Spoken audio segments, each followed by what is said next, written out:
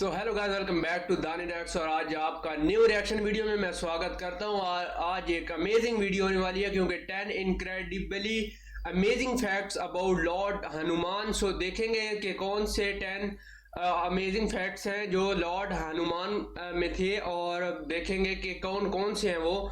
तो इससे पहले अगर आप लोगों ने मेरे चैनल को सब्सक्राइब नहीं किया, मुझे उम्मीद यही है कि आप लोगों ने सब्सक्राइब नहीं किया होगा, क्योंकि 99% लोग बगैर सब्सक्राइब किए देखते हैं। तो यार सब्सक्राइब कर लो, कुछ नहीं होता सब्सक्राइब करने से। और आप लोगों का टाइम वेस्ट किए बगैर जाके फैक्ट्स देखते हैं, और उसके बाद इनके ऊपर एंड के ऊपर हम डिटेल में बात करेंगे।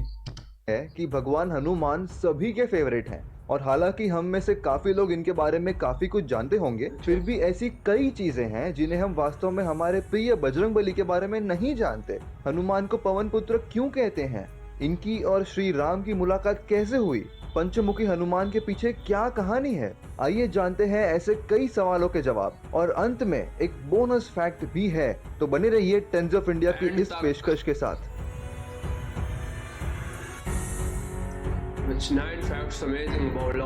हनुमान के जन्म को लेकर कई कहानियां हैं, लेकिन 16वीं सदी में लिखे गए भावार्थ रामायण के अनुसार जब अंजना और केसरी पुत्र पाने के लिए शिवजी की पूजा कर रहे थे, उसी दौरान अयोध्या के राजा दशरथ भी पुत्र कामा यज्ञ कर रहे थे। राजा दशरथ को पवित्र हलवा मिला जो उनकी पत्नियों में बांटा गया, जिसके सेवन से राम, लक्ष्मण, भरत और शत्रुघ्न का जन्म हुआ। उसी दौरान एक चील ने उस हलवे का एक टुकड़ा छीन लिया और जंगल पर उड़ान भरने के दौरान गिरा दिया। हिंदू देवता वायु ने अंजना के हाथों में इस हलवे को पहुंचाया, जिसके खाने से हनुमान का जन्म हुआ। शायद इसीलिए हनुमान को अंजना, केसरी और वायु का पुत्र माना जाता है।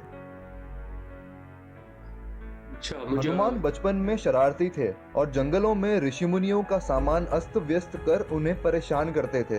ये सोचकर कि हनुमान एक बच्चे हैं, ऋषि मुनियों ने उन्हें एक छोटा अभिशाप दिया कि वो अपनी क्षमताओं को याद करने में असमर्थ होंगे, और ये अभिशाप तब खत्म होगा जब कोई अन्य व्यक्ति उन्हें उनकी क्षमताओं के बारे में याद दिलाए। उन्हें किष्किंध कांड के अंत में अभिशाप से राहत मिलती है जब जंबवंत हनुमान को अपनी क्षमताओं की याद दिलाते हैं।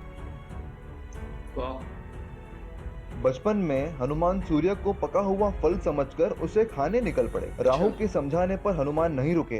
राहु ने देवों के राजा इंद्र से शिकायत की और इंद्रदेव को गुस्सा आया और उन्होंने हनुमान पर वज्र फेंका जो उनके जबड़े पर लगा। हनुमान पृथ्वी पर गिरे और बेहोश हो गए। इससे क्रोधित होकर हनुमान के पिता वायुदेव धरती से गायब हो गए और अपने साथ हवा भी ले गए। धरती पर सभी को सांस लेने में तकलीफ होते देख इंद्र ने अपने वज्र के प्रभाव को वापस ले लिया। सभी देवों ने हनुमान को पुनर्जीवित किया और वायु देवता को प्रसन्न करने के लिए हनुमान पर कई वरदानों के आशीर्वाद किए। वरुण देव ने हनुमान को आशीर्वाद दिया कि वो हमेशा पानी से संरक्षित रहेंगे। अग्नि ने आशीर्वाद दिया कि आग उन्हें कभी नहीं जला पाएगी। सूर्य ने उन्हें योग की 2 सिद्धि अर्थात लघिमा और गरिमा दी। लघिमा के साथ वो सबसे छोटा रूप प्राप्त कर सकते थे और गरिमा के साथ वो सबसे बड़ा रूप प्राप्त कर सकते थे। वायु ने उन्हें अपने आप से अधिक गति का आशीर्वाद दिया। यमदेव ने उन्हें अपने यम दंड से मुक्त किया।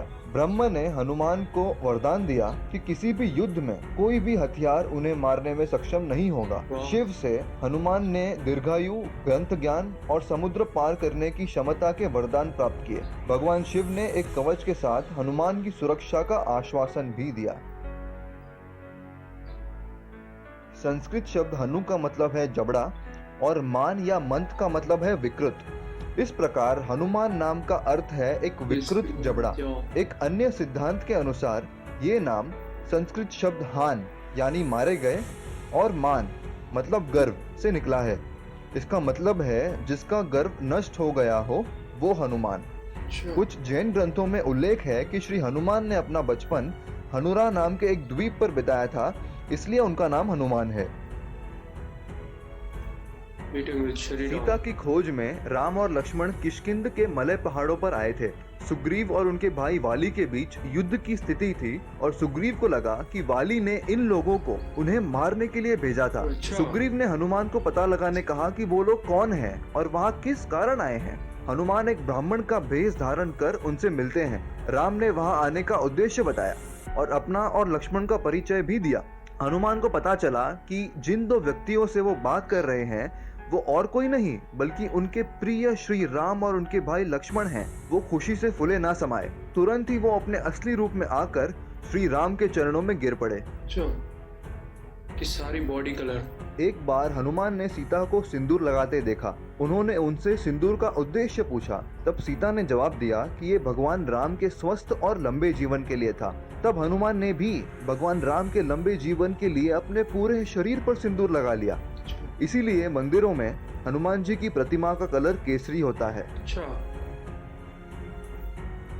लंका को नष्ट करने के बाद जब हनुमान लौट रहे थे तब उन्होंने समुद्र में स्नान करके खुद को ठंडा किया। जब वो ऐसा कर रहे थे तो एक मछली या मगरमच्छ ने हनुमान के शरीर से निकला हुआ कुछ पसीना निगल लिया और इस तरह मकर ध्वज की रचना हुई, जिन्हें हनुमान का बेटा माना जाता है। अच्छा। लंका युद्ध के दौरान रावण के भाई अहिरावण राम और लक्ष्मण का अपहरण कर उन्हें पाताल लोक ले जाते हैं। उनको खोजते हुए हनुमान पाताल पहुंचते हैं, लेकिन द्वार पर उनके ही पुत्र मकर ध्वज का पहरा होता है, जिनसे लड़कर हनुमान को पाताल में प्रवेश मिल जाता है। हनुमान ने पता लगाया कि अहिरावण की जान 5 दिशाओं में रखे हुए दीपों में बसी हुई है और उनका वध करने के लिए इन 5 दीपकों को एक साथ बुझाना जरूरी है। इसीलिए हनुमान ने पंचमुखा रूप धारण किया। वराहा, नरसिम्हा, गरुड़, हेयग्रीवा और हनुमान खुद। इस पंचमुखी रूप से हनुमान ने 5 दीपकों को एक साथ बुझाया और राम और लक्ष्मण को बचाया।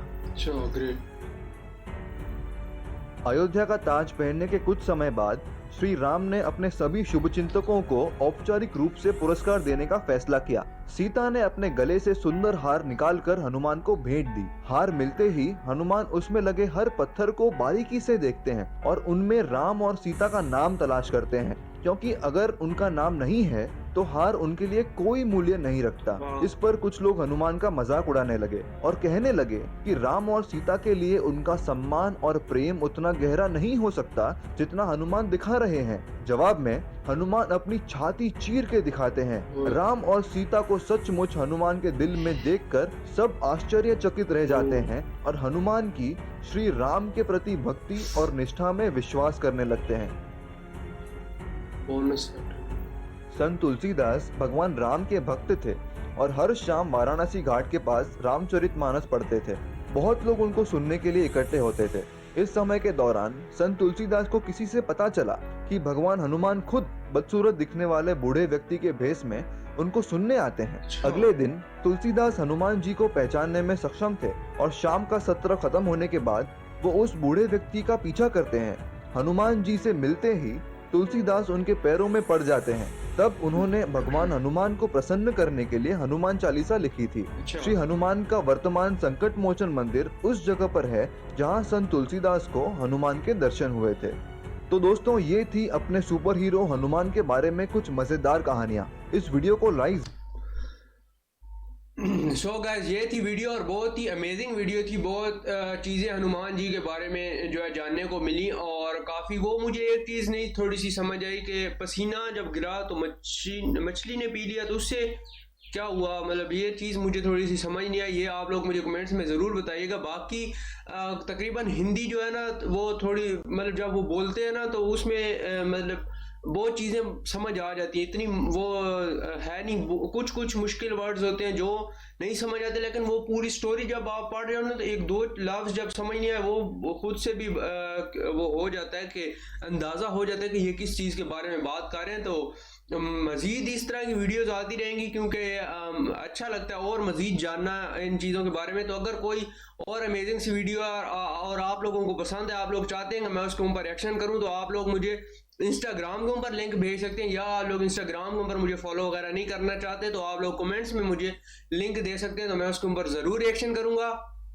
ये था मेरा रिएक्शन और मैं उम्मीद करता हूँ आप लोगों को रिएक्शन पसंद आया होगा। उससे पहले जाने से पहले चैनल को ज़रूर सब्सक्राइब करें, ये आप लोगों की तरफ से प्यार होता है, मोहब्बत होती है। मिलते हैं नेक्स्ट वीडियो में। अपना बहुत सा ख्याल रखिएगा और इसी तरह अमेजिंग वीडियोज़ आती रहेंगी। अल्लाह हाफिज़।